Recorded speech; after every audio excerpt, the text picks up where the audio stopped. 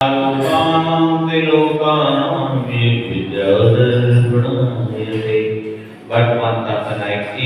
की मामी स्वामी भगवान की जय हो। आचार्य भगत बुद्ध शर्मा महाराज की जय हो। गुरुवाणी माता की जय हो। राजा श्री शेण आदि जिन लोगों ने रिद्धिधारी मुनि महाराजों को मार दिया था, वे मरण के पश्चात सभी की सभी भोगभूमि में जाकर उत्पन्न हुए और भोगभूमि में उन्होंने 10 प्रकार के वृक्ष जिन्हें कल्प वृक्ष कहते हैं, ऐसे 10 प्रकार के कल्प वृक्षों को भोगने का आनंद मिला। ये 10 प्रकार के जो वृक्ष हैं वो कौन कौन से हैं, एक एक करके उनका वर्णन करते हैं। सबसे पहले तो ये जान लेना चाहिए कि ये वृक्ष जो है रत्नों के होते हैं, किसी वनस्पति के नहीं होते। और ये कल्प वृक्ष बड़े मनोहर होते हैं, ये रत्नमय होते हैं, अपनी कांति से सब दिशाओं को प्रकाशित करने वाले होते हैं, चमकते रहते हैं।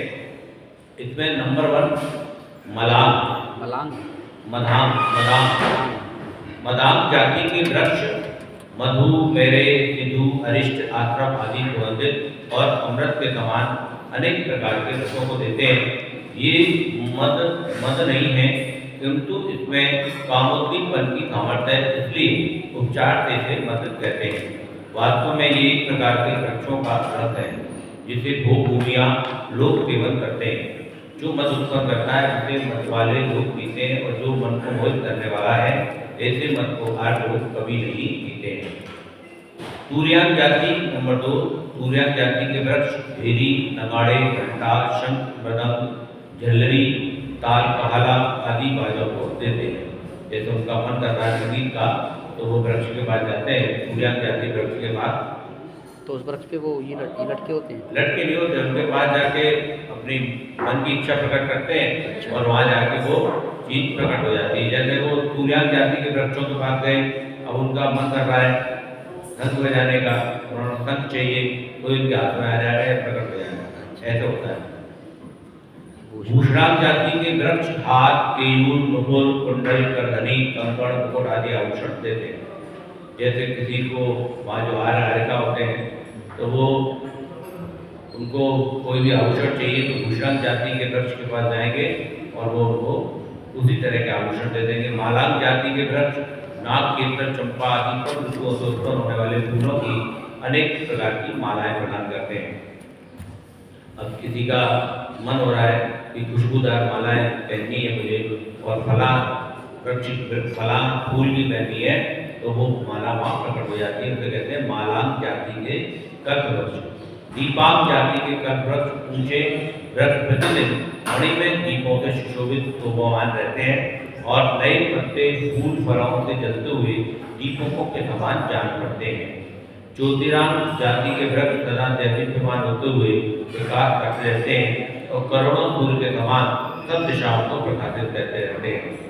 जो विदेशी जो भूभूमियाँ हैं यहाँ पर रात और दिन का भेद नहीं होता। ये जो ज्योतिरांग जाति के वृक्ष हैं ये एक का हमेशा एक ही रोशनी रखते हैं। और वो रोशनी कैसी होती है, जो सुबह सुबह जब सूर्य उगता है ना लाले में देखा होगा, ऐसी रोशनी सदा वहाँ रहती है, दिन रात नहीं होता कुछ नहीं, दिन रात नहीं होता। तो ये हो गया ज्योतिरांग। ग्रहांग जाति के वृक्ष मंडप, ऊंचे राजभवन, राजस्थान, चित्रशाला, रंगशाला आदि देने में समर्थ है। जैसे किसी को महल चाहिए, कोई महल चाहिए रहने के लिए, तो वो ग्रहांग जाति के वृक्ष के पास जाएगा और उसके लिए प्रकट हो जाएगा। भोजनांग जाति के वृक्ष अमृत के समान पौष्टिक और 6 रसों से भरपूर भोजन आदि सुंदर आहार देते हैं। असन, पान, खाद्य, स्वाद ये 4 प्रकार के आहार होते हैं। और कौन से? असन, पान, खाद्य और स्वाद। पहले ही बताया था, असन यानी रोटी आदि, पान पानी आदि, दूध, खाद्य और स्वाद। खाद्य यानी खिचड़ी, रबड़ी, ये दलिया, ये खाद्य हो गया। और स्वाद जैसे सौंफ, सुपारी आदि ये स्वाद हो गया। तो ये 4 प्रकार का आहार कहलाता है। तथा कड़वा, कसायला, चरपरा, मीठा, खट्टा, नमकीन ये 6 प्रकार के स्वादों का रस है। एक 6 रस तो वो होते हैं तो मुनि महाराज छोड़ते हैं, दूध, दही, मीठा, नमक, घी, तेल, ये 6 रस को अलग होते हैं।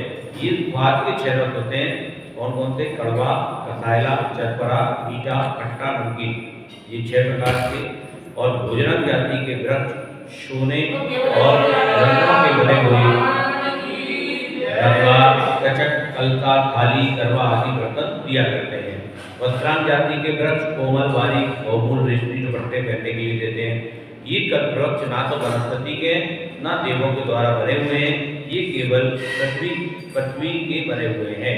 ये कल्प वृक्ष अनादि निधन है, स्वभाव से फल देने वाले हैं, काल आदि से उत्पन्न हुए किसी भी निमित्त कारण को इनकी आवश्यकता नहीं है। जिस प्रकार आजकल के वृक्ष मनुष्यों का उपकार करते हैं, उसी प्रकार मनुष्यों के दान से फल से ये कल्प वृक्ष भी अनेक प्रकार के फलों से भरपूर रहते हैं। भोग भूमि में मूंगा, सोना, हीरा, चंद्रमा, नील रतन आदि से सुशोभित 5 रंग की सुगंधित पृथ्वी रात दिन शोभा देती है। वहाँ की पृथ्वी हर समय सब इंद्रियों को सुख देती रहती है और उस पर सदा कोमल, चिकनी, 4 अंगुल प्रमाण घास सुशोभित रहती है। वहाँ के पशु रसायन के रस की वृद्धि रखने वाले होते हैं और स्वादिष्ट कोमल, चिकनी घास को सदा चरते रहते हैं। वहाँ पर कीड़ा पर्वत भी बने हुए हैं जो सुंदर हैं, जिसमें किरणें छूट रही हैं, सोना, मूंगा, रत्न आदि से बने हुए हैं।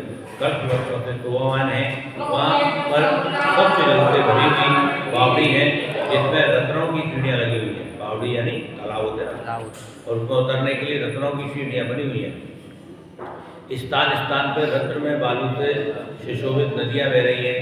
वहाँ की नदी भी ऐसी बह रही है, पर रत्न के बालू के कण हैं वो बह रहे हैं।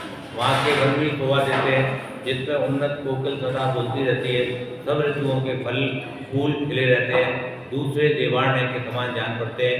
वहाँ पर सूर्य का संताप कभी नहीं होता है, ना बादलों से वर्षा होती है, ना शीतकाल होता है, ना ग्रीष्मकाल होता है, ना कोई डर होता है, ना कोई भय होता है, ना वहाँ पर चांदनी होती है, ना रात दिन का विभाग होता है, ना ऋतुएं पलटती हैं, ना वहाँ किसी को दुख देने वाले भाव प्रकट होते हैं। वहाँ पर सिंह, सुअर, बिल्ली, बाघ, कुत्ता आदि अशुभ जानवर सभी मांस भक्षी क्रूर नहीं होते हैं। संत, चींटी, डांस, मच्छर, खटमल, बीछी, विकल्प जो ये विकल्प जो होते 2, 3, 4 इंद्री जीव वहाँ होते नहीं हैं। वहीं पर कौवा, गिद्ध आदि पक्षी नहीं होते। सर्प और विषैले, बिच्छू, चूर ये सब मांस भक्षी जानवर नहीं होते। वहाँ पर रोगी, द्वेष करने वाला जो जीव होता है, भारी मंद कथाएं का होता है, जोड़ से पीड़ित, बूढ़ा, दीन, क्रोध, बदसूरत, उन्मत्त, लंगड़ा, लूला आदि दुखी, दुर्जन, भोग करने वाला, क्रोधी, अभिमानी, दूसर, बुरी आवाज करने वाला, अशुभ आवाज करने वाला, क्रूर, पाप कर्म करने वाला कभी दिखाई नहीं देता है। कहाँ पर? वो भूमि में। इतनी अच्छी जगह, लेकिन ये कैसे मिलेगी? कैसे मिलेगी तुम बताओ ना। वो भूमि जाना चाहते हो? इतना अच्छा वर्णन कर दिया मैंने, वहाँ जाना चाहते हो, कैसे जाओगे? क्यों नहीं जा पाओगे? बहुत सरल है। अपने घर में चौका लगाओ, मुनि महाराज को हार कराओ, पहुँच जाओ। अब बताओ, इतना सुंदर वर्णन पढ़ने के बाद भी कौन चौका नहीं लगाना चाहता? निश्चित है, टिकट पक्की है, कन्फर्म टिकट है, वेटिंग तो होती नहीं है। एक बार आपने निर्गत साधुओं का हाथ करा दिया, आपकी टिकट कन्फर्म हो गई। देखने मात्र से हो जाता है, अनुमोदना मात्र से आपको भूमि होती है, अनुमोदना मात्र से। इतनी जैन मुनियों को आहार देने की लीला अपरंपार है, और उसमें भी हम लोग सामर्थ्यवान होते हुए भी अपने अपने घरों में चौका लगाना नहीं चाहते, और उनको ये तो पढ़ लें तो मैं समझता हूँ भाव प्रकट हो जाएंगे। ठीक है, अब और भी तो और है इसमें। वहाँ पर ना तो किसी को इष्ट वियोग होता है, क्योंकि जोड़े से वहाँ आदमी पैदा होता है, जोड़े से ही मरण को प्राप्त होता है। ना अनिष्ट देव होता है, ना किसी का सील भंग होता है, ना कोई अनाचार होता है। विषाद, गिलानी, निंद्रा, तंद्रा, पलक से पलक लगना आदि कुछ नहीं होता। ना शरीर संबंधी मलमूत्र होता है, ना लार, ना पसीना।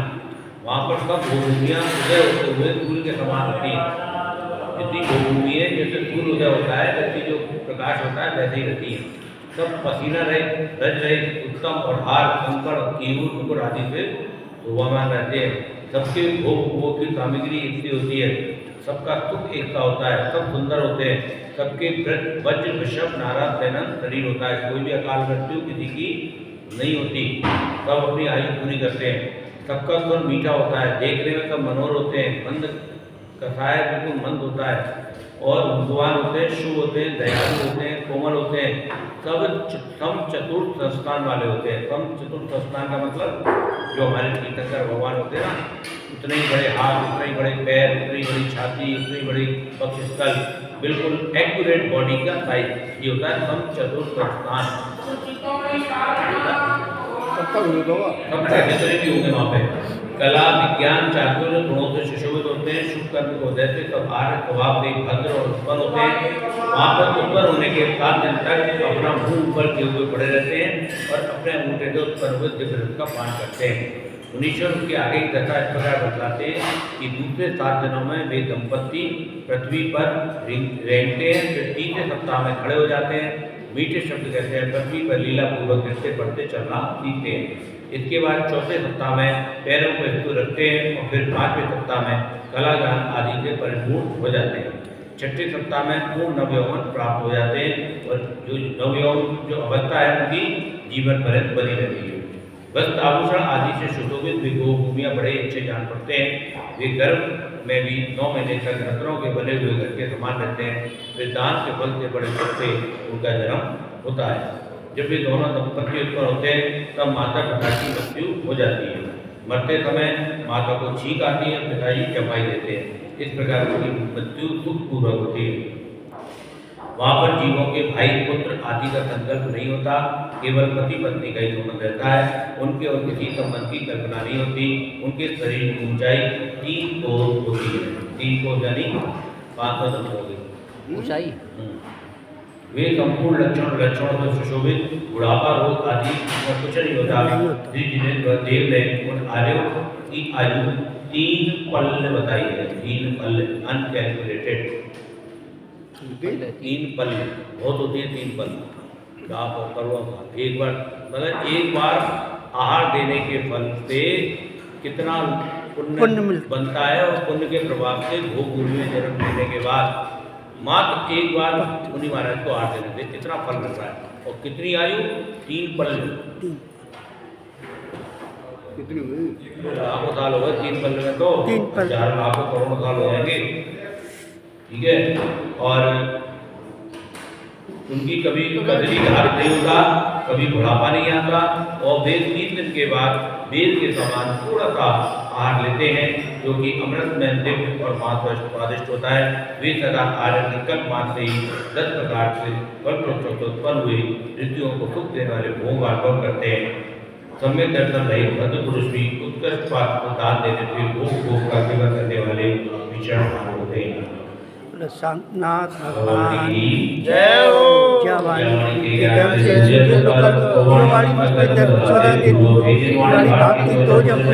जो तेरी